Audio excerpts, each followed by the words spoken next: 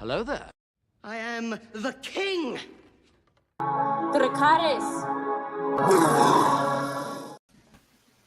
What's up, Headless Horde? Welcome back to this live stream, episodes 1 through 4. I am here with my special guest, Ryan Milky. How you doing, man? I'm doing good. How are you? Fantastic. Let's get a little background here. I got some bubbles here. So, all right, man. So we are talking episodes 1 through 4 today. We might hit into a little bit of spoilers. You told me the other night that you did watch the trailer for episode 5, so we can definitely get into that as well. If you're in the chat, go ahead and make sure you send us your questions. We will be commenting on everything. So let's get started. So starting back at episode 1. Now, tell me your first thoughts. The first episode, we haven't seen Game of Thrones in, geez, how many years has it been? Like 3 or 4? So what did you think? Well, for me, I've never stopped watching Game of Thrones. I've consistently rewatched. So I've never really missed the show, but I was in awe, dude. Like, damn, finally we have something new that we can do content on, that we can get excited about. You know, Sundays are back. I can finally have something to watch on a Sunday and be excited for it. Absolutely. So, yeah, that was my first initial thoughts. What about you? What did you think? Well, it's funny too, because I created this channel specifically for Game of Thrones, and I was a little late to the game because I came in during COVID, and so the actual series was already over, and but my love for Game of Thrones never quit.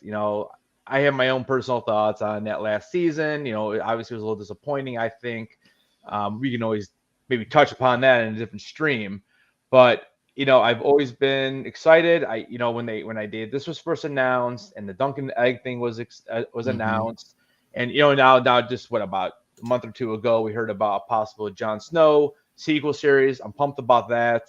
So I'm just like you said, I am just excited to have Game of Thrones back in my life. As soon as that music hit on the intro, I was like, let's go. It's going to be great. It's all about character development. And, I like it because there's a whole bunch of new characters, but you can already see how they're linking, 200 years into the future here with Jon Snow and everything else. So, oh yeah, of course, the prophecy, and they keep throwing that at us throughout. 4 episodes in now. That's what we're here for today, to talk about those 4 episodes. And I think what we've seen, I can say 6 or 7 references to the prophecy and to Game of Thrones itself. I'm Yeah, super hyped for it. I can't wait. yeah, it's got to be at least 6 or 7. I mean, in last episode we got quite a bit, and you can definitely see kind of where they're headed. Now, how much more do they do with it? I don't know. I know you've read the book, so I don't. I'm trying to hold off. Like I know we talked a couple streams ago that you were kind of getting me excited. I want to read this book, but I really like to watch the series and kind of see how it unfolds and kind of had that mystery to it. But like I said, so I know you. I know you know quite a bit about what happens and what's upcoming. So Yeah, I do, but they've surprised me quite a lot. They haven't done everything book accurate. They have changed a couple of things already, and it's pretty crazy. So, I'm just excited for it, and I'm not going to spoil things for you. I know I would love you to read the book. I think that when you finish with the series, I think it would be perfect if you went and read the book and then had an opinion on what you thought was better, because it is kind of funny how the story in the books is told from two different perspectives. We have the maesters telling the story, and then we have a jester who is like a joker, and he's closer to the royals because he's in the rooms, he's the entertainment for them, and he tells his side of the story, and it's a little bit more risky, a little bit more, there's more murder, there's more lies, there's more sexual innuendos in his side of the story compared to the maesters, and it's down to the reader of the book to determine which side they choose and which side they want to go on. So it's kind of cool how you want to read the books and you're reluctant to read them now because you're enjoying the show. So you're going to get both. You're going to get that exact thing that I think that they're aiming for. You're going to have two sides of the story. You're going to have the television side, and then at the end of it, you're going to have the book, and you'll be like, I can choose which one I prefer or which one looks better. But I think it's doing brilliantly to the book just to have it on screen to be able to visualize everything that we read on the page. yeah, that's the great thing about the original Game of Thrones series is that the first book I felt like it pretty much season 1 was pretty much the first book. There's a couple little minor changes, but for the most part, they kind of kept the main characters the way it went, and obviously then it changed a lot after that. And I mean, there's some stuff that they added, some stuff they didn't, and then obviously when we got past the books, that's kind of where we ran into a couple of the issues and stuff that people had. Again, I didn't absolutely mind season 7. Like I know some people did not like season 7 either. I didn't mind it. I guess my biggest issue with that was, and it's funny because it kind of relates to what we're watching right now with House of the Dragon, but it's the fact that it would take 3-4 episodes, even 5 episodes for somebody to either walk or take a horse or whatever and get somewhere else. Whereas all of a sudden, season 7, we're flying across the world here in a matter of minutes, and at least it seemed like minutes. But at least in this episode, in this series so far, we haven't seen those long hauls. Like people are kind of, they're just getting there. There's no like lag in between like the walking and, like for example, we were at Rhaenyra was over in where was she at? Not Riversnow. Driftmark. Right, and you can see she's coming back on the boat. So there's no like she's coming back, and that's like literally like the next thing we see in episode 4. So I don't mind it as long as it's consistent, and I think that was the biggest gripe that people had in season 7 and even part of 8 was all of a sudden they're just there, and where's that 4 episode area where that's the travel time. Yeah, everybody had jetpacks in the last season. It seemed like, right. And I get you're on a dragon, but still, it's not. You're not going to. Jaime Lannister agrees to go fight for the North, and then he's in Winterfell in like 3 hours. No, in the same episode, he was in Winterfell fighting. Yeah. And it's hang on a minute. I mean, I just think back to like how Arya and the Hound. The Hound. It take all season to get from Winterfell. Right, and even when Tyrion is traveling, it seems like it's taking him forever. Now he's got little legs, but but yeah. Tyrion's my favorite character of Tyrion. Yeah, Tyrion, Dany, and Jon. Those are the 3 for me. So, all right, but let's talk House of the Dragon. So, episode 1, we get introduced to all the main characters. We have the amazing birth scene, which was awesome, just because it's so Game of Thrones. And, so we kind of get that relationship between Rhaenyra and Alicent. So maybe we could start there and kind of talk about, because again, you do have a little more of the background from the books. I don't know if they go further into like how long they've been friends, because that's a little hard. I mean, we hear childhood and that kind of stuff, but like, so exactly how long have they been friends? I think they met when she was 13. Well, Alison is older, and they met Rhaenyra when I think she was 13.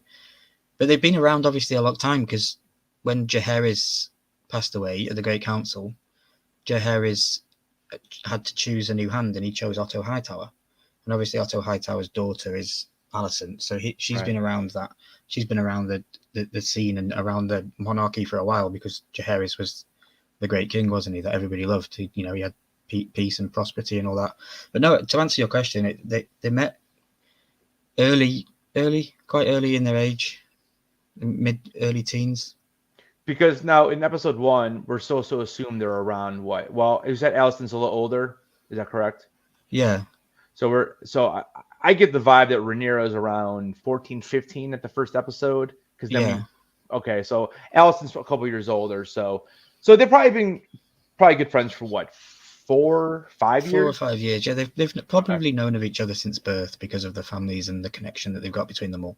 But like being friends and obviously growing up within the realms of the city and stuff, I think that they've probably grown together. Like one of my friends, great channel Jeremy from Let's Start Pop Collection, he still thinks that there could be a romantic thing between the two of them. He thinks that there's a little bit of something there.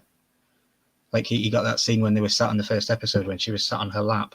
Right. And she said she didn't want to leave and she was happy to be there in this. And I think he took something from that and thought that maybe there could be something down the line with both of them romantically, maybe. Okay. That would be definitely an interesting twist considering what's going on right now. Mm-hmm. You know, with her trying to trying to find a husband and and get a king and all that kind of stuff. So, all right, so they've been friends for 5 or 6 years. Now in this last episode, we hear that Otto was the hand of, so it was Viserys' father as well. Mm-hmm. So Otto has obviously been part of this for quite a while, and you can see that. I mean, he wants some power. You know, he definitely wants to do something, and you can see again. I don't know if you watched the trailer or not, but then he's telling us in this trailer for episode 5, like, you better get Aegon ready. So that begs that makes me want to figure out, like, so do you think we're going to do another time jump going to episode 5? Yes. It seems like it. Yes, we are going to have a time jump in episode 5 because by episode 6 we're going to be having older actresses for the 2 young ladies that play Alicent and Rhaenyra, and it's definitely going to need a time jump. I'm happy with the way the time jumps are going. It's not super crazy. Like we haven't got a massive cast, and we're not going all around Westeros. Right. And I think I'm quite happy with just being where we are with the Targaryen family and trying to get through this story that they're getting through. But we only had 1 episode come out and they announced season 2. So I think they realized we're onto something here. Everybody's loving it. It was the biggest box office, in the history of wherever it was aired on HBO Max. So I think they realized that they could probably slow down a little bit. So I think they have consciously maybe thought, hey, okay, let's not time jump as much as we thought we wanted to in the first season. Yeah, I mean, I agree. Because, I mean, really, we're 4 episodes in. I think overall we're probably at about a 3.5 year time jump at this point. Maybe 4 years, I guess. Kind of depends upon how old right now you think Aegon is going to be. I mean, he is obviously now that was her. Now, was that Aegon that she was holding in episode 4, or was that her new child? That was her new child. Okay, that's what I thought. So we have not seen Aegon technically since episode 3 then. Yeah, he's the boy with the blonde hair at the beginning, the little boy in episode 3 in the carriage that was sitting on Viserys' lap. Right, but we did not see him in episode 4, so we don't really know. No, we didn't. At this point. No, Okay. we didn't. No, and then we just saw her carrying the other baby because she was pregnant in episode 3, and then she was not pregnant in episode 4, flat-chested with the red Targaryen dress on it at the tree. So Yeah, Yeah, and I originally I didn't think there'd be much of a time jump going into 4, but you can see that it had to be at least a year. I mean, it had to be. Mm-hmm. And it even shows you in the intro scene for House of the Dragon, with the blood that runs down on the very intro scene. Yeah, I've been trying to dissect that, man. It's tough when you know you're going to do a live the next, the next at 15 minutes after the show. I've been trying to look at that. It's tough though. They make it hard. So it's a family tree in essence. That's basically what it is. It's the Targaryen family tree, and it starts at the top, at the very beginning of the show with Jaehaerys, the Great King, and then it goes off and it shows all his family, and it comes down, and then you get Alicent, and it showed you in episode 4, Alicent's Hightower's little thing that fills with blood, and it had 2 extra lines come off in the very first couple of minutes, and that confirmed that she'd had 2 children already. Oh, okay. Well, there you go then. So okay, perfect. All right, so then so let's swing back over to episode 1. So episode 1, so we meet the girls, and then so your first impression on Daemon on the that first episode. I mean, I felt like they were kind of pushing that they wanted him to be the villain. I thought that was kind of obvious with the way they set that up. We've seen a little bit more since then. But what was your first impression? Was it the same, or you had something a little different? I was a little hesitant with him because I'm in the UK, and we have a Doctor Who over here, and he is a big UK actor, and he was Doctor Who, and Doctor Who's a prominent acting figure in UK. He is around the world as well, but more so in the UK because it's made here. So I was a little bit thingy because I wasn't sure if he was going to fit the Targaryen role very well. But episode 1, I loved him. They at the end of the episode, I was like, is he good? Is he bad? Is he evil? Is he true Targaryen? What is he? I didn't have a clue. It felt like he was he wasn't a wimpy version of Daenerys' brother. He wasn't a wimpy person. Yeah, right. Yeah, right, he was the better version of Viserys. But he kind of wanted to be, but he's never. Mm-hmm.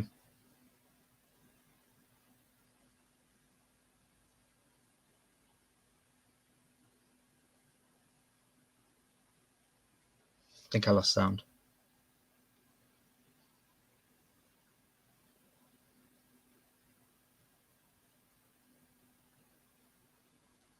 Hey, Papa Missouri, how you doing, buddy? Christina Payne, welcome in. Baby Ice, welcome in. Thanks for coming in, Umpty. How's everybody doing? Hope everybody's enjoying the chat. I think we're just having a couple of technical difficulties at the minute with some sound, so head listeners start coming back with us in a couple of minutes. So yeah, I hope everybody in the chat's enjoying the stream. Let me know in the chat. Put a 1 in the chat if you've seen House of Dragon. Put a 2 in the chat if you haven't yet. Hey Leanne, how you doing? Thanks for being here. There we go. Can you hear me now? I'm sorry, about that. I'm not sure what happened there. I got disconnected. No worries, things happen. We're live. Yeah, right. All right, yeah. So I missed part of the ending there. So the last thing I heard was you're talking about how he was a wimpy version, and then I kind of said that it was he's like he wanted to be what Daemon is. So yeah, I didn't exactly. get to hear what you said there after that. Yeah, I feel like he was, if he was a bad version in the show and he wasn't just a wimp, he could have been Daemon Targaryen. I think that he might have been an idol of his. Right. Definitely. Yeah, especially because he was always running around like saying he's the dragon, and then that was always great when he died. But anyways. Mm-hmm. All right, so we have Daemon, the girls, and then what do you think about Viserys? And then what about the little disease or something's going on? Now it's funny too because it's been like 4 years and he's still kicking. We've seen him lose a finger over time, and then in the last episode we saw him getting bathed, and his back's not looking so hot. So what do you make of all that? It's interesting. It's very interesting. I think I claimed in episode 1 when I seen it, I was like, that looks like grayscale. I thought it looked like grayscale. I agree. And then I've watched a couple of other YouTube content creators that do Game of Thrones stuff, and some of them have confirmed it's not, and they say they've got book knowledge, and I'm thinking, well, I've read the book and it doesn't actually go into detail as to what what's wrong, because in the book he does have a disease, and they do talk about it, but they don't say what it is. Okay. So I'm intrigued, and I'm actually looking forward to seeing what the show decide to go with. Yeah, it's funny how they don't really make any mention of it. Like, especially I think it was episode 3, they literally don't even mention it. So Yeah, I guess we'll find out. It's interesting to hear that in the book they don't really make mention of it either. So we'll see what they decide to do with that. Hmm. Um, and then okay, then we have well, we talked a little bit about Otto, but let's move over to the sea snake Corlys and his wife Rhaenyra. So first impressions on those two characters. Fantastic casting. I think it was brilliant that they brought a person of color into the show and they weren't afraid to do things like that, because in the book they aren't people of color. So I think it's good for this day and age and for this kind of world that we currently live in to have somebody cast like that. And I think they look absolutely badass. With the white dreadlocks. Like, what a cool look, an iconic look. And I don't know, Corlys is Charles from Papa Missouri is in the chat. I think he said in maybe episode 1 that it was one of his favorite characters. He loves the look of him. He loves, he looks menacing, and I think that too. I think he could be a danger going forward, because like he was prominent in episode 1 and 2, but kind of just when Viserys said, "I'm not going to marry my daughter to your son," or anything like that, he kind of got annoyed, didn't he, and went to his Driftmark. Yeah, I agree, and it was funny how he wasn't even in episode 3, but then he'll and we can see in the trailer he'll be in episode 5 for sure. Mm-hmm. Oh so, yeah, especially now it looks like Rhaenyra is pretty much being forced to marry their son, and that will bring him right back into it. And and he also is she being forced now though, because she did pardon with him, didn't she? She said, "I'll do what you want to do for my duty and for the realm, but you have to do what you need to do and stand up on your own 2 feet and get rid of Otto." I know we'll get onto that a little bit later, but is she really being forced to marry him now? Yeah, that's true, and yeah, we could definitely talk about that. I still think if she had a way, she wouldn't want to. But like you said, if they're, if they're trying to get rid of Otto, then that's the way to do it. And we saw that he got he's no longer the hand of the king. But so all right, so episode 1 it ends over. I'm trying to think how it ended. Episode 1 ended with so we had the birth and then the death of the son, and then we kind of do the time jump then in episode 2, where we see now that, because episode 2 is when Alicent is now with the king, correct? Yeah, I think episode 1 ends with Daemon's dragon Caraxes, right? It flies out of shot and then it ends. Right, and then at this point too, Alicent is now in episode 2. Alicent is already pregnant, and she's with the king. Or am I thinking end of episode 2? At the end of episode 2, she's with the king. At the end of episode 2, I think he announces he's going to marry Alicent. So that's at the end. Okay, so the beginning of episode 1 is when Daemon is already gone. He's been banned. Oh, and then it's when we get the first look at the crab feeder. Yeah. So I'd be interested, because the crab feeder obviously is not a very big character. So how was he in the book? Because it seemed to me like when we first got introduced that he might be like the big bad in this first season, and then all of a sudden he's out, an episode later. So go ahead. He's not that good in the books. He's not that big in the books. I think he's just a placeholder for Daemon to do something when he's bored. So it's to introduce his ferocity and his anger. Okay, which makes sense. So he's used as a plot device in the show, and and that's fine. But I guess I was a little disappointed in the character just because he doesn't even speak. Like literally in the episode for what 2.5 episodes or whatever it was, it doesn't even say a word. I guess I was more curious about what exactly was going on with him. But if again, that's what shows do sometimes. So in the book, he was like a pirate, and they were very successful pirates, and they got loads of wealth and loads of gold and all kinds of stuff like that. But like the mask he had on was actually the Sons of Harpy mask. It was part of a Sons of Harpy mask. Oh, so there's another link to Game of Thrones then. Yeah, there's another link to Game of Thrones. Yeah, it was because the Sons of Harpies go back like way before the stories of House of the Dragon. Their histories and stories go way back. So they talk about that in the book, because they don't say anything like that in the show at all. No, they mention it in the book. Yeah, that the mask that he wears is a damaged mask from a son of a harpy, which he assassinated. Okay. See, and those are the little touches that sometimes we don't get in the show, and I get it. It's only an hour long, or 55 minutes or whatever it might be, but. Those are like the little details sometimes that it makes it really nice when you do read the book. So and he also wasn't killed the way he was killed in the show. Oh, so it was different. So yeah, in the show, Damon slices him in half, basically, In doesn't half. he, and drags him out with the iconic scene. No, in the book, he's beheaded by Dark Sister, Damon's Valerian's steel sword. Oh, He's beheaded. wow. So they He's beheaded on the battlefield. So there's an actual illustration in the book of the head on the floor and the body just dangling there. So what did you think about that when they did it off screen? I was disappointed. I mean, like I wanted to see some swordplay. Like I mean, there hasn't been a ton of action in the series yet, anyways.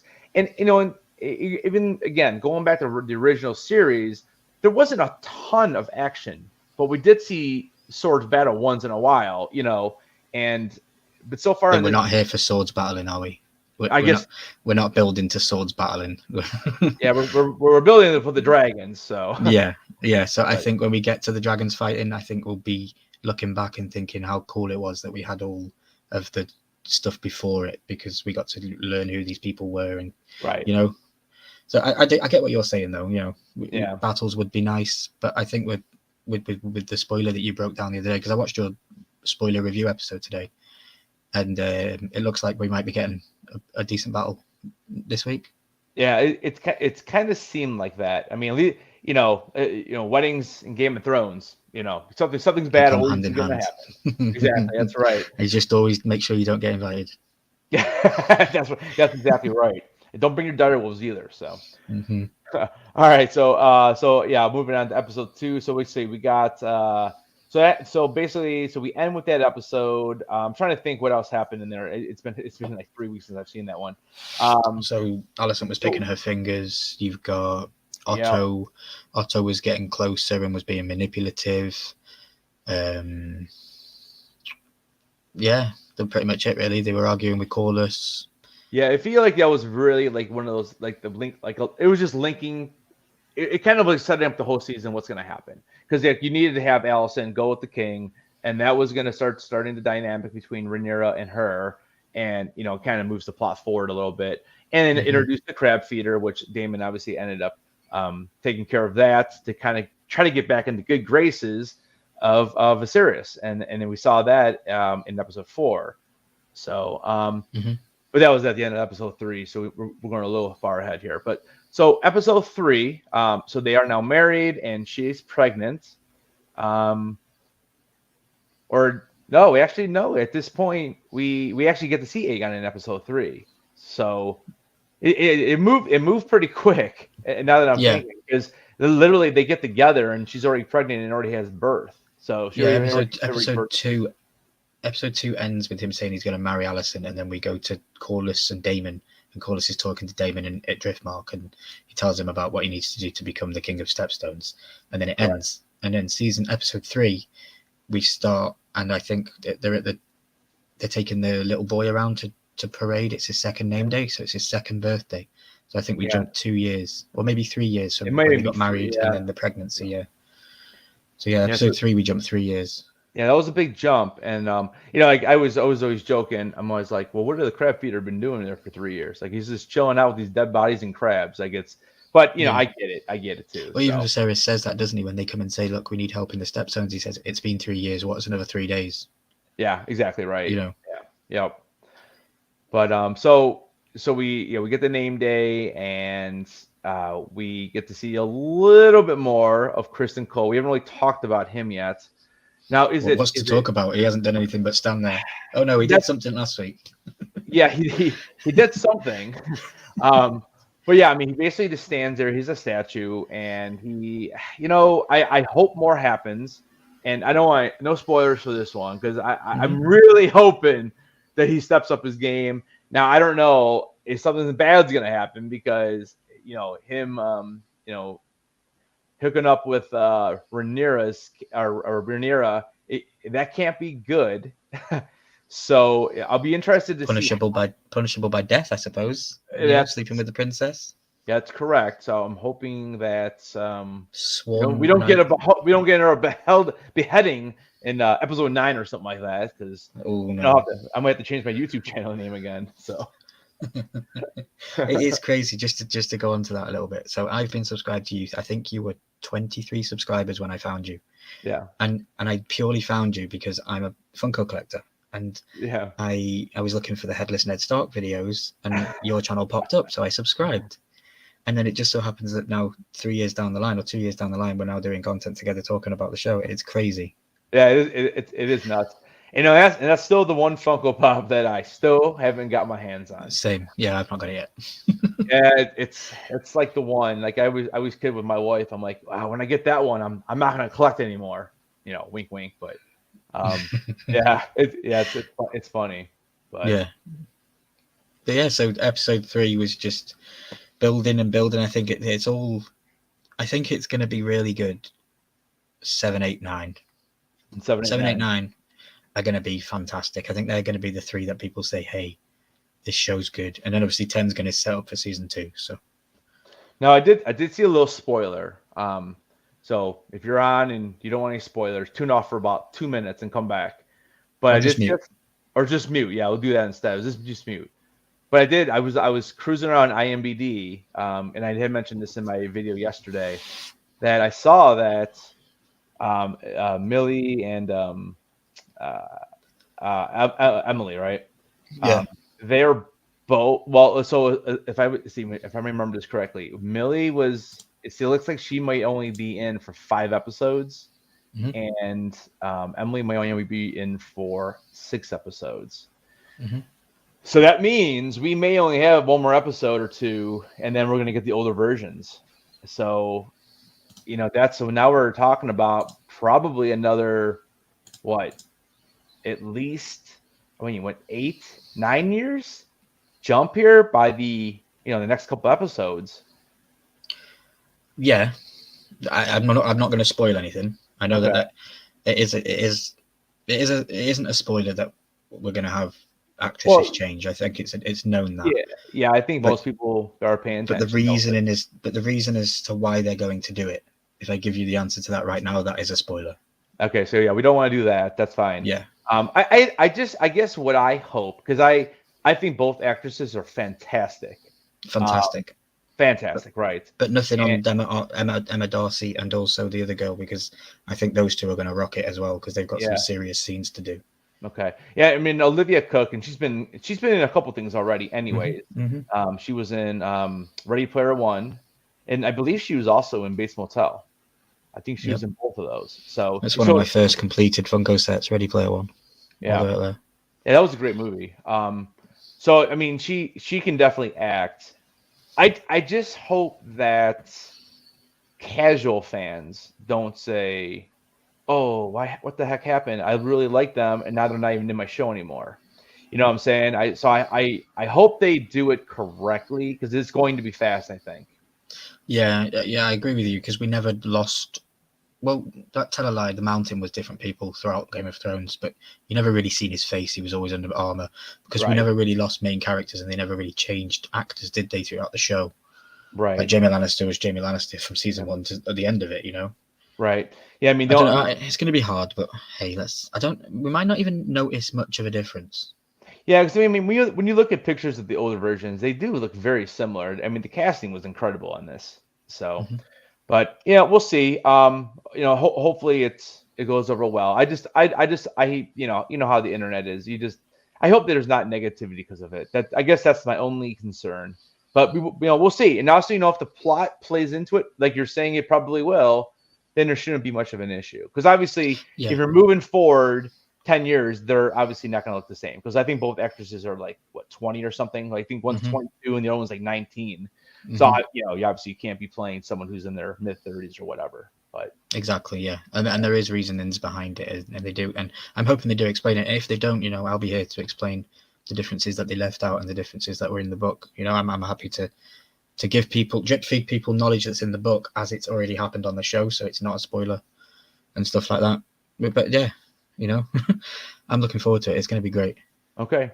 Yeah, I just like where they're going. And I know, like earlier you had mentioned that the cast wasn't as big, and I think that is good to a point, just because I think it's easier to follow the main plot of the storyline. Now we don't have all those little spider webbing out, because Game of Thrones. I mean, sometimes there's so many characters. Like even after watching season 1 twice, like I still like, wait, who is this and who is this? And then all of a sudden, in season 2, you got Stannis coming in. I'm like, wait, who is this guy again? There's so much. So I do like how they're sticking with those main, as what about 12? I would say 12 main characters right now. But I'm assuming that'll probably end up changing and branching out to way more. So. No? Okay. Maybe not. Okay. All right. So I guess again, without giving too much away, are we going to see more of like the Starks, or is this really just all Targaryen? This is really, we may see a Stark or two, like Okay. an event or a ball or a tournament or something, But I don't think we're going to have anything. I don't think we'll be in Winterfell. Oh, okay. I don't think we'll ever go that way. In Castle Black, because I know Castle Black was mentioned, so I was wondering about that possibly. But again, maybe Castle Black. Maybe okay. I know. Like I said, I don't want to give out spoilers, especially if people are watching. But yeah, the story is basically the Targaryens. Rise and fall of the Targaryen family and the wars that happened that are told as fantasy and lore in Game of Thrones. Because in Game of Thrones, there's no dragons anymore. There's only 3 dragons that Daenerys has as eggs. So the story of how they tell you in the show that it was an evil thing that happened and stuff, that all the stuff that happened. It's going to be fun. Yeah, I mean, I'm really, really, really looking forward to like next episode, and like you said, 6, 7, 8. Feel like those might be huge. I'll be curious to see too if they stick with that episode 9. Like that was always like the big episode people look forward to in Game of Thrones. So I'll be curious to see how if that kind of sticks with it, or if it changes up or whatever. I'd like them to change it up. Like I'd like next week to get an oh my god, what WTF moment. I want the cliffhanger ending. I want Ned Stark getting his head chopped off in the end of season 1. It's the most painful scene in television history. It's still to this day. I was so mad. I was actually just talking about this with my wife, and I'm like, man, I wish they would just do like a prequel of like Ned Stark and like what did he do, and then who's John's real mom or whatever, and just all of that kind of stuff. Like because I just want Sean. I want more Sean Bean. Like he's one of the best. I mean. Yeah, I fell in love with that guy when I'm like, gosh, there's so many movies, but like really what did it for me was GoldenEye, when he was the bad guy in GoldenEye. Mm-hmm. So good. Playing that old video game at N64. I'm like, I'm gonna get you, Sean. I don't know. I just love Ned Stark. I think he's brilliant, but I want a scene like that. But I don't want it to be in episode 9. I don't want to be waiting for it. Yeah, to be let down. I want to be like episode 6 or something, and just to blow me away. Yeah, it is best when it is totally unexpected, like that was, because we did like it seemed like episode 9 throughout almost all of Game of Thrones up to at least season 6. That was like the big episode. Everyone was waiting. Well, Red Wedding was episode 4. Red Wedding was which one? Red Wedding was episode 4 of season 4, I think. Well, that was Joffrey, right? No, the Red Wedding. Stannis and Walder Frey, they killed all the Starks. You remember? That was episode. I thought it was episode 9. No, it was early on. Because I know the Joffrey one was like episode 3 or 4. I thought that was I could be mistaken. Because I always put it as like it was Ned, and then it was the Battle of Blackwater, Red Wedding. And then in season 4, we had the Joffrey wedding, and then later on it was the Battle at Winterfell, and then season 5 was. No, you are correct. Yeah, I'm mistaken. Yeah, I think that because then season 5 was like the one that was a little bit like was. Which one was early? There was an early one. It was Joffrey's wedding was in season 4. The choking of Joffrey, yeah. Right, that was like episode 3 or 4, and then we had Winterfell with Ygritte. That whole thing. And then episode 5, I'm trying to remember. I mean, that was like when that's when John died. Season 5, yeah, that's season 5. And I don't know if there's anything bigger than that. Season 5 was okay. No. Season 6, then we had Battle of the Bastards was season 6. That was episode 9, I think, 8 or 9, somewhere in there. But yeah, I mean, yeah, and then 7 and 8, that was just that was different. But because I mean, less episodes, so. But all right, so chat, I have a question for you. What? I don't know. I'm not sure. I saw some ones pop up earlier. I wasn't sure exactly what the question was. So I just asked people in chat if they'd seen Game of House of the Dragon, if they'd been watching it, put 1 in the chat. If they hadn't, put 2 in the chat. Okay. So we'll get to episode 4 here in a second. But if you had to pick one episode to rewatch as your favorite episode so far, 1 through 4, what do you guys think is your favorite episode? I'm curious. And then Ryan, I'll swing that question over to you after we get a couple answers here. Yeah, absolutely. So 1, 2, 3, or 4. And I'd be interested in yours as well. Yeah. So we'll give them a second here to answer. Definitely. I know it's probably a small delay. Looks like we got 6 people in here. Appreciate you guys showing up today for the live. Definitely. Thank you, guys. Yeah, absolutely. And I know we've been talking about we're like come back after episode 8, and then maybe we can do one more at the end of the series or at the end of season 1. Yeah. I just thought it made sense if we do 1 to 4 in your channel and then do 5 to 8 on my channel, and then we'll both have 9 and 10 respectively on our own channels to finish the season off, and then we'll we'll do a whole thing at the end. Yep, I think that'd be great. All right, so we have Poppin who's saying episode 2 is his favorite. Or the one you would like to watch again, yeah. Yeah. So what do you think, Ryan? What was your favorite or the one you'd want to watch again? No, episode 1. I want the nostalgia of the dragon flying at the beginning. Mm-hmm. And like I released a video on my channel of me reacting to the episode, and I'm sat here watching it and I see a dragon and I'm like, "Ooh, dragon!" I get so excited. Oh like, man, I've got one sat just here. It's crazy.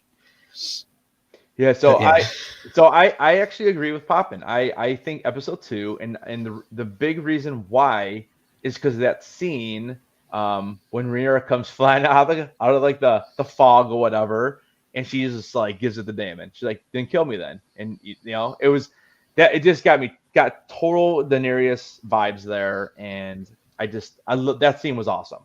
Maybe not as great as the original Dracarys scene with Daenerys at the oh gosh, what city were they in at that point? That was like I don't even know, season 3 maybe.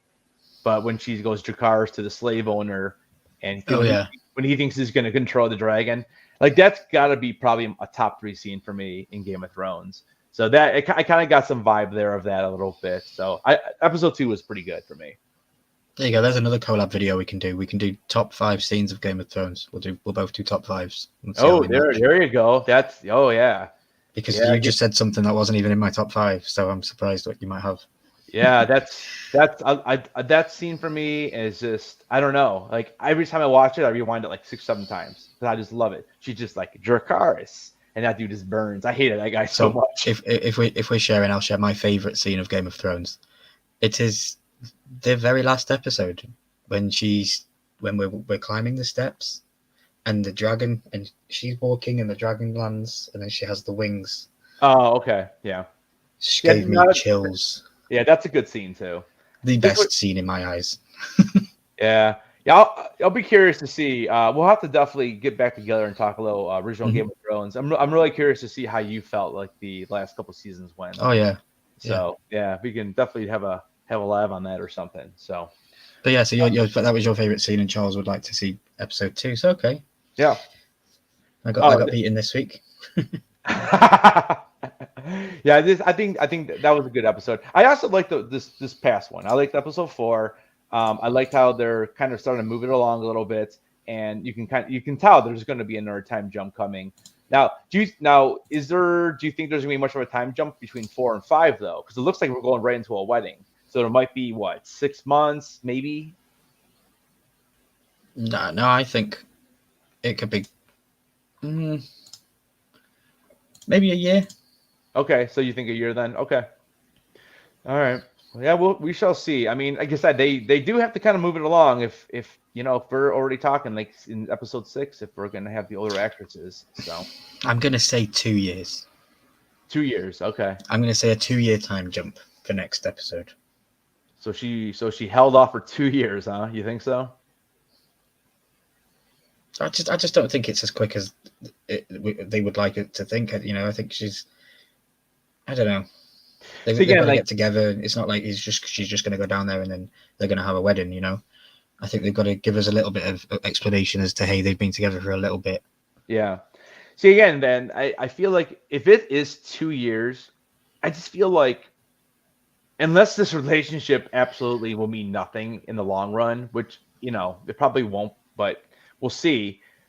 But I just feel like you got to give us a little bit of information of like, with the relationship between the two people. I don't know. And I guess that was my one gripe with the bounce between, like, I guess it would be episode 3 and 4, or no, I guess it would have been 2 and 3, because all of a sudden the crab feeder is like, it's been like 3 years and the dude just hangs out there. Like, what have you been doing? Like the same thing. And then it took Damon that long to, like, I don't know. It seemed like such a long time. Like 3 years is. Well, it didn't take Damon that long to do anything. It took Viserys 3 years to act. That's the whole point of the story. Viserys hasn't done anything as king, and he's been lame, and he's now only just standing up. Is it too late? Is it what's happening? So we don't know, and I don't know. I think where they were having the war at the Stepstones is a very vital part of the area and the map. It stops all the trade coming in and all that kind of stuff. And Corlys left and basically didn't do anything about it to let the king stew in his own issues. So, I don't know. Time. Yeah. I think time will tell itself. But, there's things that happened in episode 4 that when you think about it, there could be consequences. At the very end of the episode, there's a line that about a drink, Oh yeah. So, well, here let's jump into the last episode since we haven't dug into that one yet. So yeah, episode 4 for me is probably my second favorite episode of it so far. I love the dynamic between Rhaenyra and Daemon. I mean, they pretty much set that up for the first episode when he gave her the necklace and all that. So I mean, you knew something was coming. Now I didn't think it would be episode 4. I thought it was gonna be later in the season. But again, when you're doing the time jump and you're really kind of trying to get there, I guess, like, so you had to be coming. So I know on Monday's live, when you and Poppin were talking, his name's Charles, right? Yeah. So when you and Charles were talking, I know we had brought up the Aladdin thing, and because it kind of reminded us of Aladdin, and I think it was Charles who kind of disagreed with us on that. But yeah, I mean, I got total Aladdin vibes. Like, I'm like, oh yeah, I'm just saying, like, where's Abu at? Like, let's go, bring him out. Like, I got Aladdin vibes, definitely. It was like, wow, okay. And I'd like to maybe if I ever got a chance to ask any of the cast, I would ask that question. Was it based loosely around that? Did you pay homage to the show? But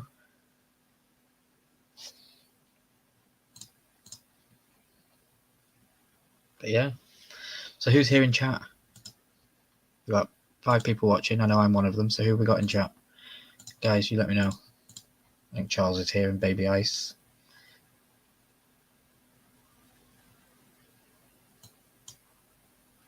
So yeah, on episode 4, we basically had a lot told to us by Daemon and Rhaenyra. They kind of spent time together underground. They went and visited a brothel, and they also went and saw a play style event like Arya sees in Game of Thrones. And yeah, it was fun. Yep, listening and listing eBay, says Papa Missouri. Well, thank you, buddy. I appreciate you spending the time to listen to us. Just don't be listing any eBay Game of Thrones stuff. I can hear you now, buddy. You're back. Yeah, it's pretty funny, right? All right, so and it's so funny, man. I will do a live with this, doing like game or something on PlayStation, and this thing will never go off of me in like 3-4 hours, and it's twice now in 49 minutes. I don't understand why it's kicking me off. It's so weird. We'll fix the issues, and we'll yeah, iron out the edges, and we'll fix everything. It'll be cool. Yep. All right, so then we have so we have so they ran through. So and now we're assuming that Damon snuck into her room before that because he knew the secret passage. Is that what we're so assuming here? Yeah, and it's really cool as well because those passages are not in Game of Thrones. Right. Yeah, I was going to say because I don't remember anything like that. Well, George, I think it said in an interview, because I don't know if you follow George R. R. Martin's Not a Blog website. So there's a website called Not a Blog, and it's George R. R. Martin's page, and that's where he updates everybody. He doesn't have Twitter, he doesn't have socials or anything like that. That's where he gives us his updates. And I think he left an update on there saying that he'd added that in as a bonus for the show. Oh, nice. Okay. And that there will be a story ending reason as to why they're not in Game of Thrones. Oh, The secret passages. that will be interesting because you would have thought that like they probably would have used those or somebody would have known about it like Littlefinger or whoever would have known something. Exactly. Yeah. So that Blaze. And that's the cool thing about it is that these little things that we're seeing now, if they explain why we are not going to see them, it just makes Game of Thrones even that much better than too. Mm-hmm. Oh yeah, and as I was saying to Poppin, because Charles Poppin Missouri, he watched the first season and struggled, and then he got a couple of episodes into season 2, and then he gave up, and he wasn't interested. But he is all in for House of the Dragon, like all in deep. Like he's probably deeper than me, and it's quite funny. and I always said that if I could bring one person to maybe watch Game of Thrones from the content that we both provide, then my job's done a good thing. You know what I mean? Yeah, no, I agree. Make one more fan come to the franchise. Yep. I mean, I've told so many people about Game of Thrones, and I'm like, you don't understand. Like, you just got to stick with it. And I mean, I've sent like numerous links of like little family trees because like when I first started watching season 2 is a little rough because there's so many characters. And then all of a sudden, like the first episode, you get all these other new characters. Like, what the heck? What happened to the other people I already knew? And there's so many. But having a family tree in front of you actually is very, very helpful for that. Mm-hmm. Yeah, and the payoff at the end of the show. Like, I don't care what anybody says. Season 8, the way it ended, it was okay. It wasn't bad, and I've seen worse. And hey, it's probably going to get fixed with the shows that are coming now in the future. So I think the payoff for the whole show is fantastic. I stand by my words. It is the best television show in history. No, I agree with you 100%. I mean, I love Breaking Bad. Like, I've seen Breaking Bad all the way through at least 4 or 5 times. I mean, and that's an investment because there's a lot of episodes in that where that's 7 seasons as well. Mm-hmm. But I still prefer Game of Thrones. I just the character development and just the overall, just the person. There's so many different personalities in the show, which makes it so good. And you just never know who's gonna make it and who's not. And that's what I'm liking about House of Dragon, because House of Dragon to me feels like I'm still watching Game of Thrones. I agree. Don't feel like I'm watching a new show. I feel like I'm back home. I'm back at Winterfell where I want to be.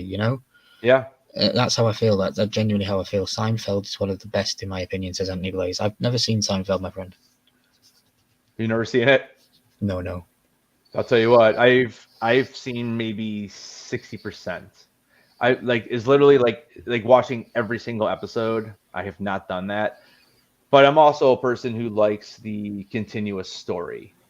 Mm-hmm. It's like I would rather, like for me, like one of my favorite comedies, and a lot of people give me a little bit of crap for this, but I don't know if they've ever watched it all the way through, is How I Met Your Mother. I've watched it all. I've watched that. I can't even tell you how many times through. Many. And yeah, okay, the ending isn't exactly what I was looking for, I guess, but the overall show is just so darn good.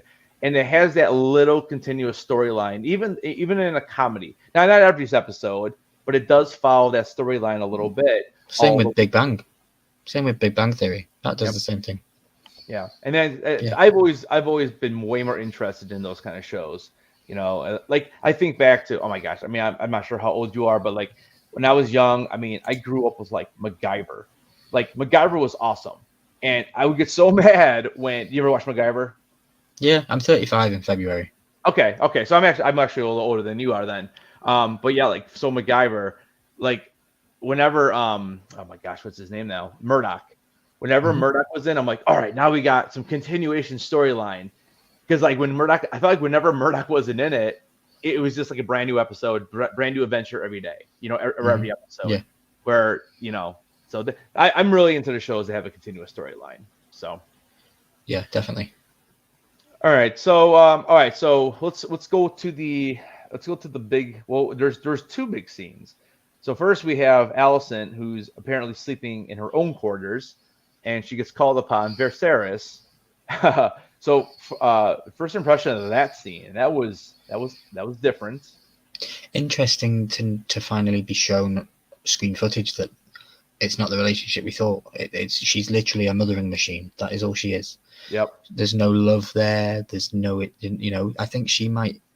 Well, you even hear it in the conversations. Like he's in the bath and the nurses are hurting him by cleaning him, and she kicks the nurses out, and she wipes his arm down, and he says, "You have such a softest touch, sweetheart." And she goes, "You're welcome, husband." She Yeah. calls him husband, and that's the thing with Game of Thrones and with the House of the Dragon. You've got to listen to every word that's spoken because everything matters, and something could be said that is pivotal to the storyline that you some people don't click on or pick up. But yeah, no, that scene was the king is calling for you, and she goes, "It is late of hour," and he Yeah. goes, "Exactly." And And then the scene where she's just lying there, and he's having his merry way, and I'm thinking, geez, yeah. they don't hold back. They don't hold back at all. No, they do not. And I'll tell you what.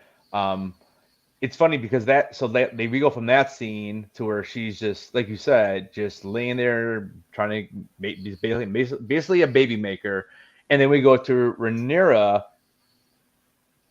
pretty much probably for the first time, figuring out that so sex is not just to make babies, and I Yeah, thought they did that. yeah.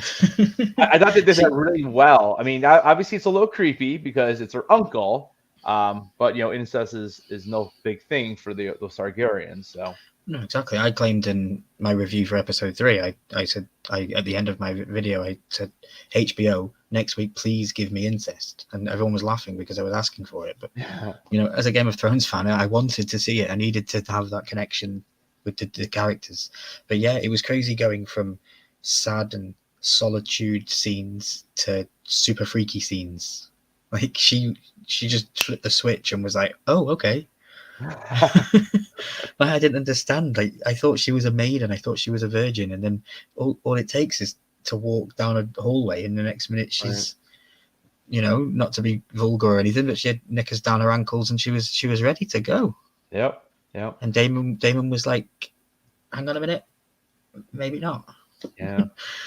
So I know, like on my live on Sunday, I did not watch the inside the episode at the end, and so I didn't realize that he bangs the wall and he's mad, and I kind of thought, oh, maybe he had a change of heart, but really it is because at this point he's impotent. I mean, we kind of saw a foreshadow a little bit in the episode 1.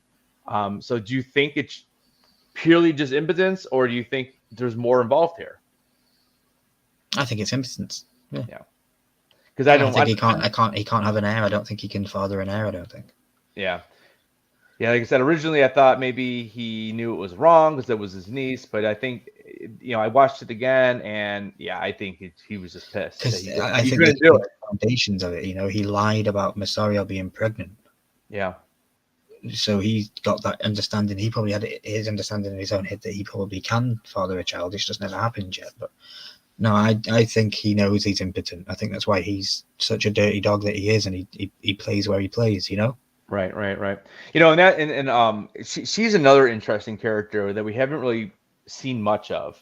So I'm really curious to see if they do anything else with that character, because I almost forgot about her, and then she pops up in episode 4 all of a sudden, and I'm like, oh yeah, he is still married to her. I forgot about her because I feel like we haven't really seen much of her. She hasn't really been on screen at all, really. I mean, a couple scenes here and there. So I mean, is he married to Mysaria though? Did they have the wedding? Well, I guess I don't. I guess not. I mean, we didn't see it.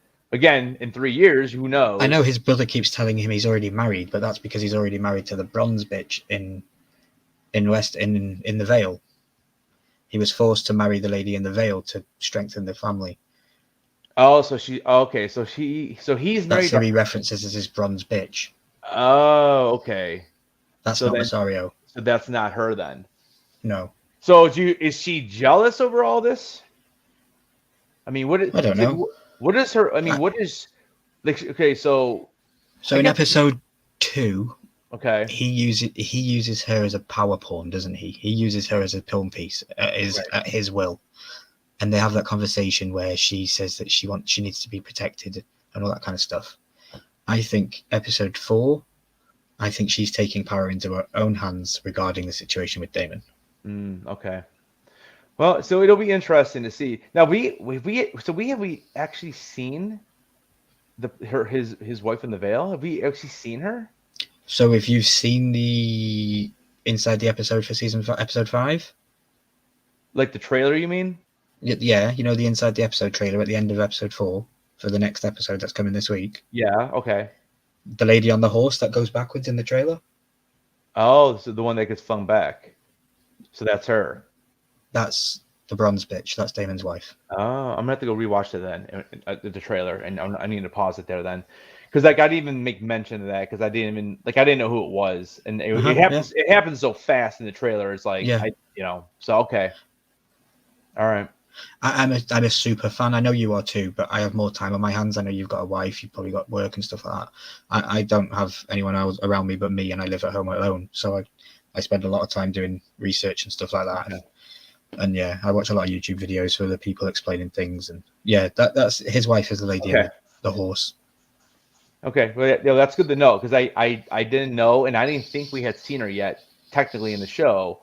That's why I guess I was getting those two characters messed up, and that's why that's why these lives are nice because I spend a lot of time on my videos and I spend a lot of time trying to dig deep and trying to give out different information to other YouTubers, just kind of spitting out. I try to find other things, but that's why it's nice because that was one thing that I was a little bit confused on in the show so far was his wife versus Yeah, he was already married when we met him. He was forced to marry the lady in the veil. Okay.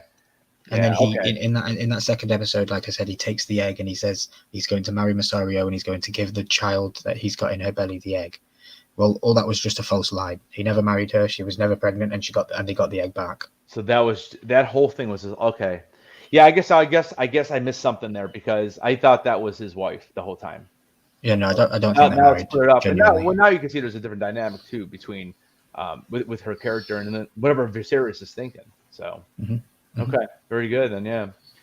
All right, so then okay, so she gets Damon's impotent. Yeah, that's what we got. Yeah, let's go back to his impotence. So, that's where we were before we went on the tangent we went on. Right.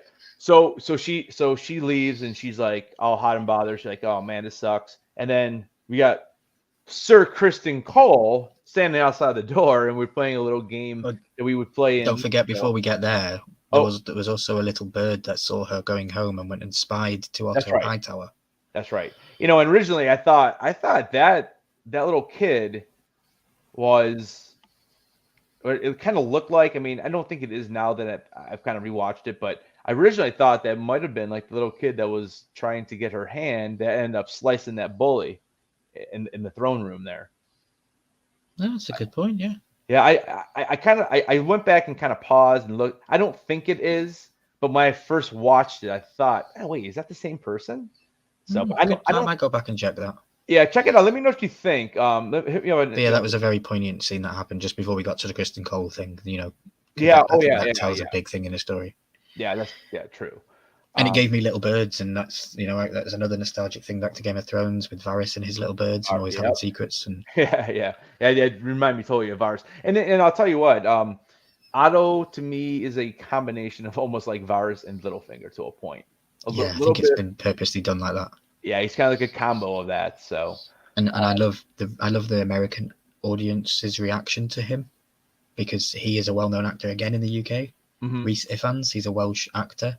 He's been in so many cult classics over in the UK, and he's a beloved actor. So I love seeing him again with Paddy Constantine, who plays Viserys. Yep. He's also another beloved British actor.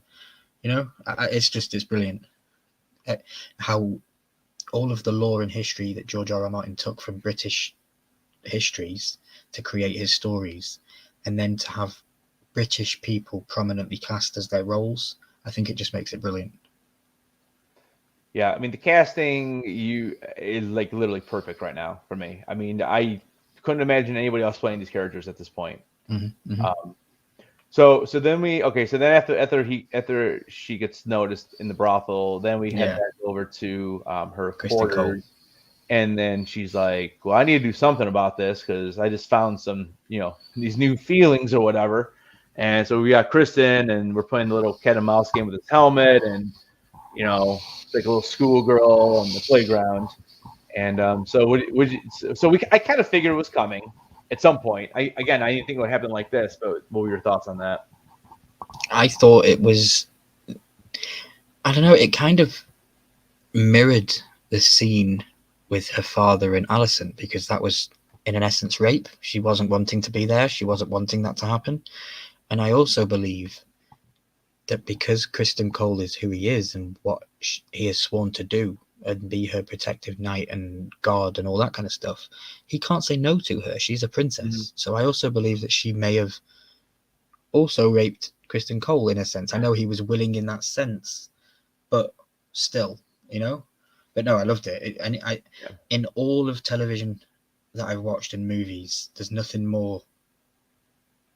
I'm trying to think of the word without sounding like a creep on YouTube. There's nothing more seductive. There's nothing more seductive than watching a princess remove a knight's armor. Oh, I got you. There you go. He's not a creep.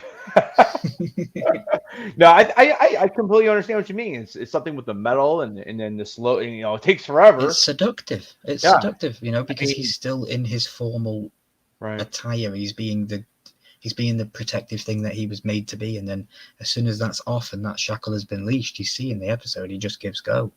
Yeah, I mean, and that could have ended the episode. We could have had like a 3-month time jump, and she could have still been working on that armor. So So she gets with Kristen, and then we go back to Viserys, and he calls in Otto, or Otto comes to see him actually first. And tells them the news about Rhaenyra, and he doesn't want. Very well acted. That scene was very well acted. It was amazing. Probably one of the facial expressions that Otto showed. Exactly, the facial expressions that Otto shows when he's like, a king doesn't. A hand is the last thing he wants to do is tell a king his daughter's transgressions or something. I was like, what a line! Yeah, so powerful. Now, do you think Otto was happy that happened, or do you think, was he searching for something and he found it? Well, he was having her spied on, so I think he knew that he was just waiting for the opportune moment to be able to say, hey, maybe she shouldn't be queen, maybe she shouldn't be the next one in line. I think he's been waiting for that. Yeah, but yeah, you hit it on the nail. He's a Varys and Littlefinger all in one. Oh yeah, absolutely. All right, so actually, real quick, let me skip back. I wanted to talk about one small thing that I kind of skipped. So when they're running around the town or whatever, and y'all all like dressed up, hidden, whatever, and they stop by the play. Do you think Daemon brought her there on purpose to show her what the people think of her actually? Yeah, it was for him to make her see that it's not about what happens within the walls of the Red Keep. It's what happens outside and what the people think of you as to whether you'll be a successful monarch, whether you'll reign successfully. Because at the end of the day, the story goes that it's men that sit on the throne. Right. We heard Rhaenys, who wasn't in episode 4, by the way. Right. Rhaenys said, men will set the torch alight before seeing a woman sit on the throne. So he's making her see that, hey, you're not liked, and the way things are going, you need to change this. Right. And I think it was all just a plan to seduce her, to get her to come closer to him, because obviously next thing he does, he takes her to the brothels. But right. And that was in episode 3. That was one of the things that we didn't really talk about. But that was another one of those just absolutely fantastic scenes between Rhaenyra iconic Game of Thrones scenes. Oh, I mean, I was getting the vibe with my gosh. Arya? Not Arya, but it would be like Sansa and oh my gosh, not Tyrell. Well, no, wait. the older lady. Gosh, what is her name? Brienne. Not who is it?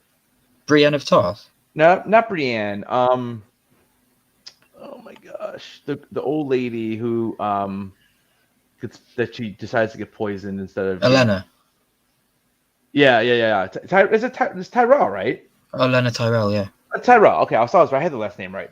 Yeah, I just a couple of the scenes with her and Sansa, like when Sansa was like iffy on what she wanted to do with Joffrey and all that kind of stuff. It just it reminded me of that kind of scene. It was so good. It was so good. Oh yeah. It's going to be good. It needs to get her to see that it's the blood of the dragon, and they need to keep the family pure. Yeah, that's exactly right. Now, before we finish off the episode 4 here, so I have a question for you since you did read the book. Do we get again without any spoilers too much?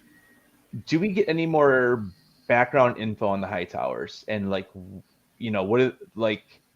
what have they done like before he became Hand of the King? Like, is there any more information we'll get with that? So the Hightowers are they take a prominent seat in Old Town. Okay. They are the High Lords of Old Town. They built it. They created it. That's the family that built that town. And Old Town is in Game of Thrones, where Sam goes to be a maester, and that's where all the maesters come from. So the maesters and the Otto Hightowers family. So the maesters and the Hightowers have a very well connected bond, and their bond is the faith militant, the faith, the gods of the Seven, all that kind of stuff. That's why Alicent is so upset with Rhaenyra when she hears that she might have slept with her uncle, because to Alicent, that's completely against her religious beliefs. Right. And that's why she has a go at her. So yeah, if you do find a bit more interest about who they are, yeah. Okay. I know, like, I mean, they definitely mentioned that they were from Old Town and they, all that kind of stuff. But like, I guess I was just curious to see like what were they doing before he became Hands? But I mean, you pretty much explained it. So they built Old Town, yeah, and they run the Maesters, and the Maesters have basically got their hands and eyes in everything around the realm, haven't they? There's a Maester in every town that helps every lord. Now, do you think that Otto had anything to do with Viserys's like father, or the old king, whatever, dying? Jaehaerys, right? Do you think he had anything to do with that? No. Okay.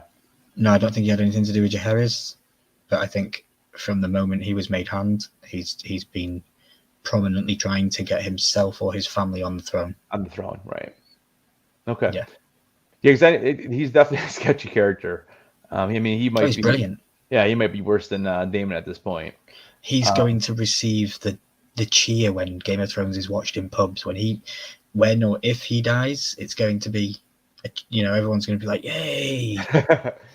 But then you lose a great villain. That's I think that's why everyone hated Joffrey so much. And when he did die, it was literally out of nowhere. Like I don't, I was like so shocked when I saw that. I'm like, oh my gosh, they just killed off. I want everyone to remember as well. Like sometimes I feel like I'm giving spoilers. Like then I felt like I was given one by saying if Otto Hightower dies. Yeah. We've also got to remember. We've all seen Game of Thrones. It's 172 years forwards from here. They're all going to die. Yeah. Right. I mean, maybe not on camera in the show. Yeah, exactly. We're gonna lose a lot of these main characters eventually. So yeah, we all assume that, I think. All right, so then let's see. He ends up stripping Otto after all that, and then kind of the last scene, I guess, what we can get to. The Maester brings in the little jar, and I think we're all to assume that that's basically just going to morning after pill, right? And I guess the question is now are we going to see her take it, or are we assuming she takes it, or are we assuming she didn't take it? And you're saying it might be a 3-year jump, so that means we're probably not going to see her take it. Now, granted, we'll know because if she doesn't have a kid, So thoughts on that little ending scene? I thought it was pretty good. I thought it was fantastic. I believe that it was a test. Mm-hmm. I believe that it was one of the final things done by the hand of the king, Otto Hightower, before he was removed and stripped of his title. I believe that it's a manipulative game that she can't win either way. She either drinks the drink, and then they know that she slept with who they believe it is Damien. They don't have anything. No one knows anything about Kristen, remember? Correct. So all the accusations are Damon. So if she drinks that drink, they're going to presume she slept with Damon. If she doesn't drink the drink, she could have fell pregnant with Kristen. So then where does that go down the line? Because then if she doesn't drink the drink, she's going to have a baby, and then they know that she slept with Damon. Yeah. And it's going to be weird because if there's a child in it, they're going to believe it's Damon's. Right, and it's probably Kristen. It will obviously be Kristen because we know she didn't sleep with Damon. But it could also be because she's getting married in the next episode to Corlys Valerion's boy, Laenor. Mm-hmm. It could be him, but he's a person of color, and there'll be an explanation in the storyline with the child probably. Yeah, it'll be interesting. I hope I kind of want to see if she does drink it, but I guess like, if you're saying there's a time jump, we're probably not going to physically see. I don't think we'll see her drink her drink. Yeah, I don't think so either. But we'll find out, I guess, if she has a little 2 or 3-year-old running around, or whatever. Purely, I don't think she will drink the drink because I don't think we've ever gone from the end of an episode and then next week where we left off. There's always some sort of jump, so I personally don't think we'll see her drink the drink. Yeah. They might mention the drink. They might mention in the first, someone might take the empty container to the king and say this was in Rhaenyra's room, something like that, and then we'll know it's a visual aid. Oh, that was empty. Okay. But then again, if we're jumping 3 years, they probably won't do that either. No. They might, but they might not jump 3 years. I'm just assuming. Yeah. I mean, well, I guess we'll see. Like, I guess I'm guessing it's going to be like 6 months. I don't know. I mean, I guess we'll have to wait and see. I feel like if they want to get right into this wedding thing, I don't know if they want to, like, I just feel like if you jump 2 or 3 years over, then like you're building none of this relationship with, whoever supposedly she is going to be the king then, or her husband, whatever. And I don't know. I just feel like you got to do something. I don't know. I look at Sansa and Joffrey. Now, obviously, it's totally different because they pretty much went episode to episode. Those were no time jumps, and so you got to see that relationship build and how painful it was for her. And like I said, unless this character is Laenor, is that what it is? Laenor. Unless this character is just going to be so minor, it doesn't matter. So. It's kind of like the marriage isn't anything special. The marriage is just a political movement. It's a political key movement to keep things in shape and to keep things happy. She only agreed to it to keep her father happy. Right. Yep. All right. And then Daemon was before all that kind of happened. Daemon was also rebanished again. So now is he going back to the is it stepping stones or stepstones? No, in the. So where does he go? Where did he banish him to, or did he? I don't remember him saying it. Well, he can stay in Dragonstone, I suppose. Even though that's Rhaenyra's seat, he can still stay there. But he's going to go to the Vale. He's going to go back to the Vale, and then that's where his wife is. Okay, well that makes sense. Yeah, he's going to go to the Vale. But we'd be remiss to talk about why he was banished. He said to the king, "Marry me to Rhaenyra. Let's strengthen our house." And he said it in the show. He said, "Let's strengthen the House of the Dragon." And I was like, "Oh, he said the name of the show in the show." Yeah. It's the way when they say, I think it's Cersei that says, "If you want to play the Game of Thrones," or something, and she says it, and I was like, "Oh!" I just love it when they do that, when they break the fourth wall. Yeah. But it's crazy that he's probably been banished, and he will go to the Vale, and then we'll see where he goes from there. Daemon, I'm saying, yeah. Daemon will go to the Vale. And then I don't know where we're going to go next week. I'm super excited with the trailer that we saw. It looks like we're going to have some sort of wedding. It looks like everything is going to kick off in Game of Thrones style at the wedding. Yeah, so do we know who that person is on the ground? It looks like a female, but I don't know. Like the very first one that gets thrown to the floor before you see Kristen Cole. Looks like Rhaenyra to me. You think? But it looked like she had That's why red. Kristen Cole goes crazy, right? She looks like she has red hair though. I haven't watched it back exactly, Yeah, but it might I be mean, Alison okay, yeah, it could be Allison. Yeah, if she's yeah, but, pregnant again. why not? Just keep popping them out, right? Well, that's what I said. She's a baby maker, and that's what he keeps doing. So Yeah. you keep an eye on the trailer at the beginning, and if she gets an extra red line on the intro trailer, then you know there's another baby coming.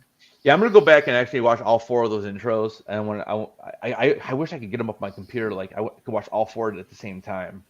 I'm gonna see if I can figure out how to do that. You send me your email after the live, and I will sort it out. I'll put them in a playable file, and they'll just play all one after another.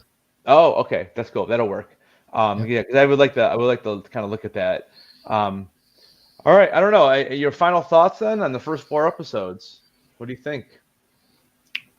Like I said earlier, I don't feel like I'm watching a new show. I feel like I'm back on Game of Thrones. I feel like I'm still in the same realm. I haven't gone anywhere. We've just got new characters, and it's telling a different story, and it's leading to what we already know and have knowledge of.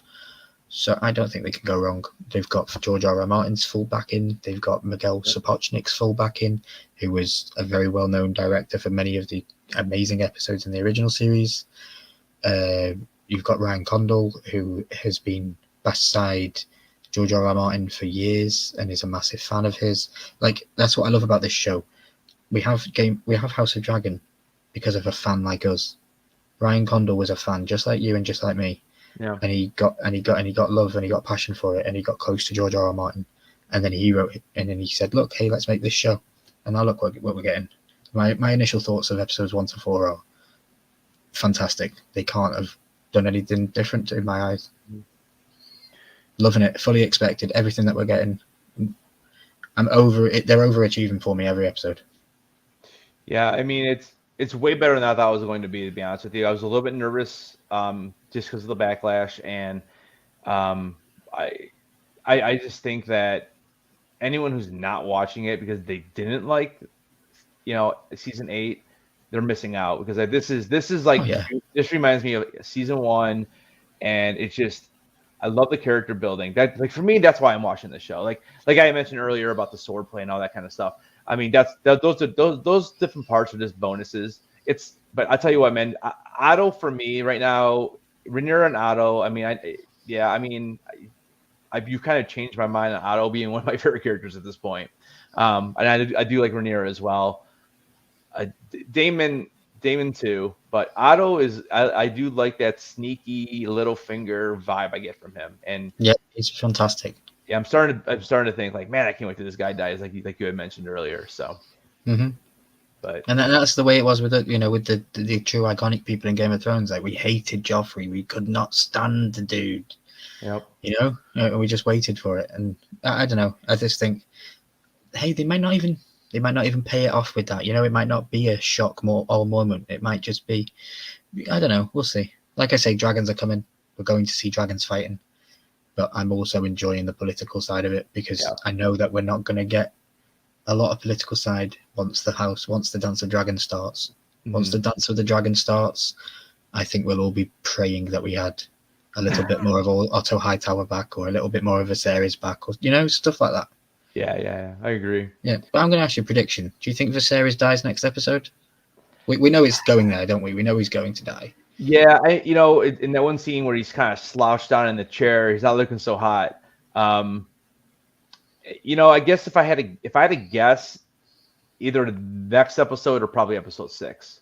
I think he's got 2 episodes left max. So I'm surprised you didn't spoiler yourself when you went and found out how many episodes the young actresses were in, and you didn't to check to see how many Viserys was in.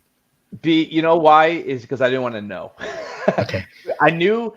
And the only reason why I even saw that is I just saw it because when you went during like episode 1 or before the series came out, they all said 10, and I'm like, oh, okay. But then obviously I haven't seen the older actresses, so I'm like, well, that can't be right.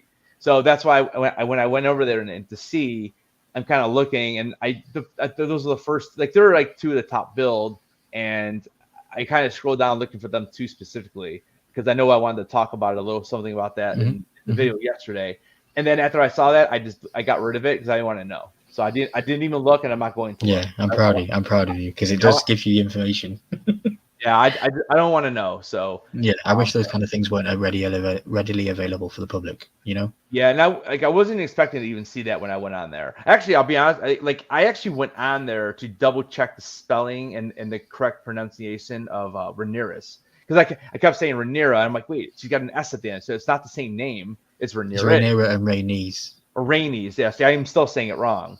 Rhaenys, and then that's kind of like why. And then I kind of spotted the two actresses next to each other on the on the line, and I noticed that the episodes were like much lower than 10. I'm like, they're gonna be going soon. So yeah, you're hyped for the next episode?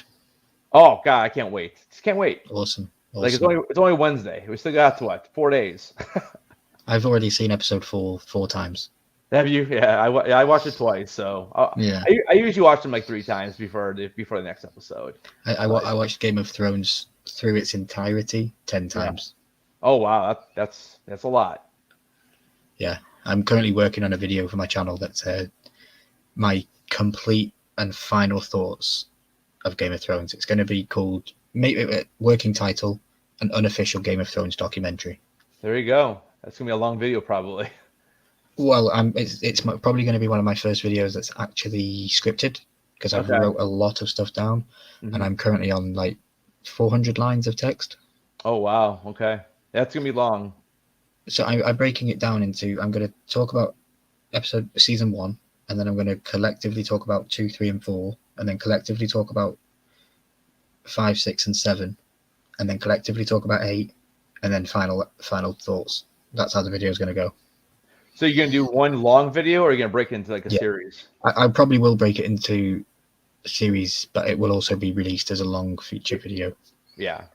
Yeah, I can't wait for that. I can't wait to hear it. And like I said, I mean, we'll definitely maybe once the series is over, we'll definitely have to get together again and talk about our thoughts overall on that Game of Thrones too. Of course. Even if you want to do it after you release that, so you're not giving away any spoilers of how you feel. But no, that's cool. No, I don't mind that. Yeah, because the video that I'm currently the unofficial Game of Thrones documentary that I'm working on, I'm hoping will stand the test of time. It will be a factual video where people can go and watch, and they'll know what happened in Game of Thrones, and then they'll also have my thoughts to go along with it. Awesome. As a complete collective thing. Yep. But yeah, it's gonna be good. That's cool, dude. Yep. Yeah, I was thinking about doing some type of Game of Thrones video when House of Dragons over too, because I know I've done a couple like character rankings and that kind of stuff, but I never really given my overall thoughts on the series. So that's one thing I've been thinking about doing something like that. So we'll see. All right. Well, and I'm always talking about it on stream, so if I can just point people to a YouTube video and they ask, I can go, hey, watch this, and then you'll know my thoughts. There you I go. don't have to take up 3 hours of your time explaining to you why I love a show with dragons and boobs. Yeah, exactly. But I want to thank you, dude, for having me come on. I know it's been an hour and a half, and I've thoroughly had a great time chatting with you, and can't wait to do it again. Do, and I know it's later in the UK, so I don't want to keep it too long. But oh no, you're good. I'm awake at this time, but you take us out, buddy. All right, man. I appreciate you showing up. Everyone in the chat, I appreciate you guys showing up today. Don't forget to hit subscribe on this video, or subscribe on my channel. Don't forget to subscribe to Ryan's channel. It's Ryan Milky 14, right? Yeah, that's correct. Okay, and then hit that like button, and I'll be live again on Sunday at 10:20 after episode 5, and Ryan, you'll be live on Monday at what time? Around about 7 your time. About 7 p.m. Eastern Standard Time. All right.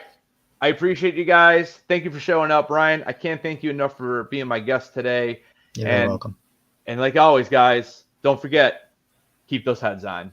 Take care, everybody. Bye, guys.